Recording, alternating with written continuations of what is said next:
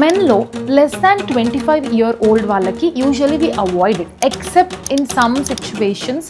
ఎందుకంటే ఇంకా బాల్డింగ్ అవుతూ ఉంటుంది, సో స్టెబిలైజ్ అవ్వలేదు లెస్ దాన్ 25 వాళ్ళకి. అందుకే it's better to wait except for already high grade people. Third thing, only thinning ఉందా or how are the follicles? ఇది మీరు క్లినిక్కి వచ్చినప్పుడు మనం స్కాన్ చేసినప్పుడు దాని స్కాన్లో మనకు కనిపిస్తుంది.